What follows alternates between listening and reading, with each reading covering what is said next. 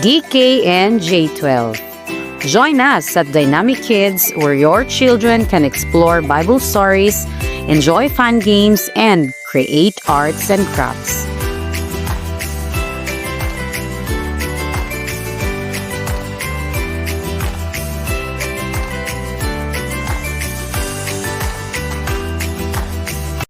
Love sa J12 kay makatuon ni tanan ka Jesus.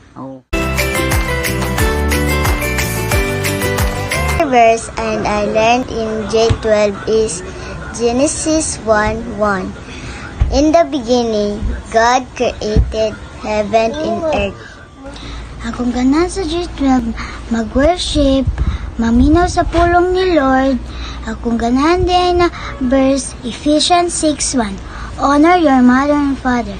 Shalom! Visit us at the Silver and Bronze Room, Appleview Hotel. Dynamic Group. Experience meaningful fellowship and grow in faith by joining our Dynamic Group, where we learn biblical principles together as a family of Christ.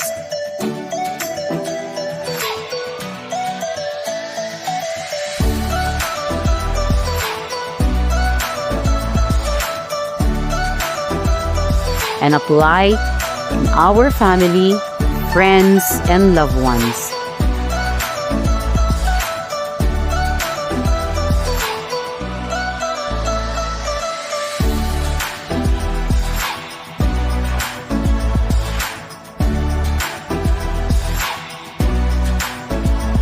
Tap your leaders now to be a part of this journey. Start your day with spiritual growth and reflection. Join our morning devotional every weekday from 5 a.m. to 7 a.m. online via Zoom. Let's seek God together in the quiet time of the morning.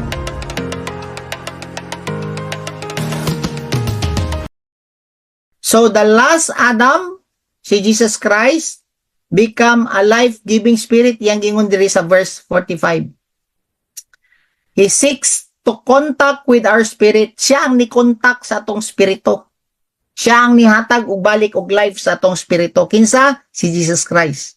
Kung dili nimo ma-acknowledge si Jesus Christ sa imong kinabuhi, dili siya makakontak sa imong spirito. Kailangan sa nimo i-acknowledge. You need to have faith. You need to surrender your life sa Ginoo. Mao na nga kailangan jud ka ma-born again para magpuyo na ka in the spirit. Na dili na ka magpuyo like Adam nga sa soul lang, bounded in it ulo. No, puro lang ka emotion.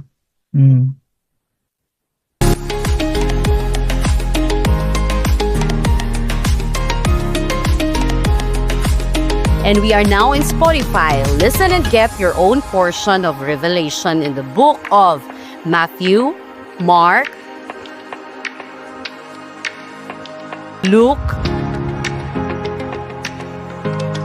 John, Acts, the book of Romans, and 1 Corinthians. Shalom! Together, we've built a beautiful journey of love. This February 14 and 15, let's celebrate the strength of our bond and renew our hearts.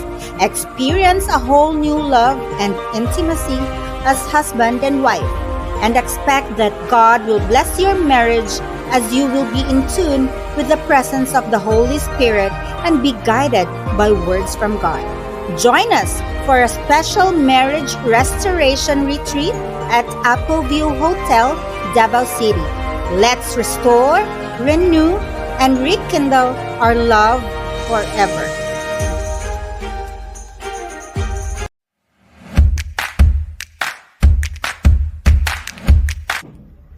Good day, everyone. I want to share a personal testimony of how God's grace and the power of fasting transformed my health. A few weeks ago, I received alarming laboratory results that there was high level of blood and albumin in my urine. This means na my kidneys were in trouble. Fear tried to creep in, but instead of panicking, I chose to fully surrender to God. I committed to a 21-day full fast, believing in His healing power and trusting that He is my ultimate physician. During the fast, I sought not only physical healing, but also spiritual renewal. I spent time in prayer, worship, and deep reflection, allowing God to work in me from the inside out. The journey was not easy. There were moments of weakness, but His strength sustained me. After 21 days, I had my lab tests repeated, and the results were nothing short of miraculous. The blood in my urine was completely gone, and the only trace amounts of albumin remained. My kidneys, which were once struggling, were now healing. This was an undeniable proof that God is faithful, and that fasting is not just a religious practice. It is a divine reset for our body, mind, and soul. I am here today, not just healthier, but with a renewed faith in the God who hears our prayers. If you are facing any challenges, whether in health, relationships, or life in general, know that surrendering to God through fasting and prayer can bring breakthroughs beyond what we can imagine. Thank you very much for listening, and to God be all the glory. Hello everyone, I am Aris Lawrence Gabia, isa ko ka-estudyante. Share lang ako sa inyo kung unsay nahitabos ako sa 21 days fasting. Kabalo na ko dahil ng fasting dati, pero ang ako ay obligation lang siya. Nag-a-appeal ko kay Maho ang ginaingon sa ko sa church na mag-fast ko, and mao pong ginaingon sa akong parents. Nag-fast ko pero dili by heart, murag wala sa kuha. Not until nakasabot jud ko atong nag-join me sa prayer and fasting atong December last year. Pasabot sa ko na once mag-fast ka, it is a way of repentance and mas maduol jud ka kay Lord. Nasabtan po to nako kung unsay meaning sa 7 days fasting, 14 days, 21 days, and 40 days. Frequent jud kaayo ang atake sa ko sa asthma before ko nag-fast, and dili ko niya naka-open sa akong family. When I decided to do the 21 days fasting, sa whole 21 days nako wala jud ko gi-atake og asthma even until now. And makita po na ako na mas open ako ila mama o papa, and dili na pud kayo mi nag-away sa akong igsuon. And gi-restore po ni Lord ang akong body. Hinahinay na og kawala ang ginabati na maglisod ko ginga. Dugay-dugay na sad ko wala nagagamit sa akong maintenance, which is ang akong inhaler. Grabe jud ang breakthrough sa akong life after sa 21 days fasting.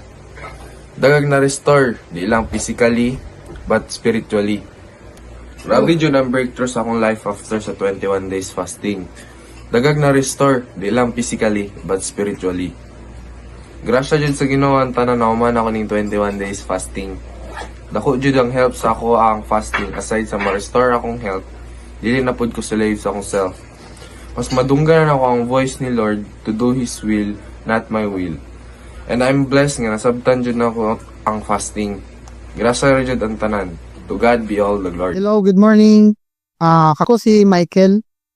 Sa walang nakailan, ako kung kuan, tumidapiano man na ay patch sa ako ang mata nila covered sa magsakay. Last October, nag-suffer ko kung kuan, diplopia or ginatawag na double vision. No, dili siya ordinary nga double vision, murag magbulad lang ang duha ka letra babat. Lahigit ang pagka-double vision na ko, kaya kung mag-drive ko, ang isa ka karsada is nasa patumbangan, yung isa karsada nga kung makita sa mata is nadiri sa kong kiliran. No? So, doon ka din karsada o makita. No? So, mo nang din na reason na nung cover ko sa akong eyes. No? So, struggling kayo, busod kayo ng mawad ng pag-isa ka mata, kay apekado tanang lihok na ko. No? So, kung January, nag-seminar ang kuan, sila Dr. Lee, like, invite me dapat and about prayer and fasting. And I learned na dito na sa 21 days na fasting, ma-reset ang imuang system, no? So, commit to the Lord nga to do 21 days fasting. And pag-start pa lang sa fasting, I think 2 days or 3 days, changes ako ang eyes. Kay before man ko, dili ko kakita diri sa ako ang right side. But after 3 days of fasting, malihok na nako akong mata towards the right.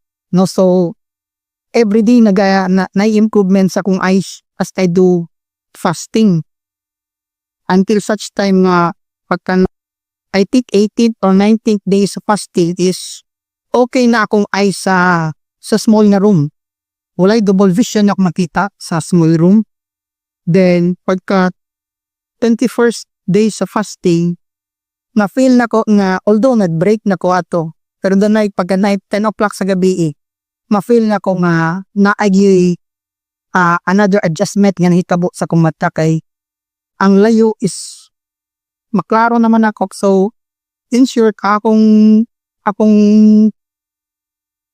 vision, sight of vision ako is naglayo na ang iyang range na unlike before nga mga 20 meters na kay double vision na may bat itong at ita 21st day of fasting ako pagkagabi to this nag-improve na ako akong distance sa ako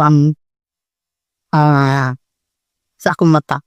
So nagpasalamat ko sa Ginoo, no, during the 21 day fasting kay dili lang diling ang nahitabok sa atong life that na-discipline sad ko, na-discipline ko sa cellphone, na-discipline ko sa akong anger kay mao ang I found out na nakadiplopia ko is because na ako'y anay intracranial pressure nga nahitabok sa akong brain. Ang isa marison nga mahihana, it's because graduation sa cellphone ko ng anger na ko, ng masakop ko mo na-effect na sa mong brain na mo compress sa imong nerve mo na nagkadiplopia ko, no. So salamat sa Ginoo nga iya kong gihil o balik. All the glory belongs to God. Maayong buntag sa tanan.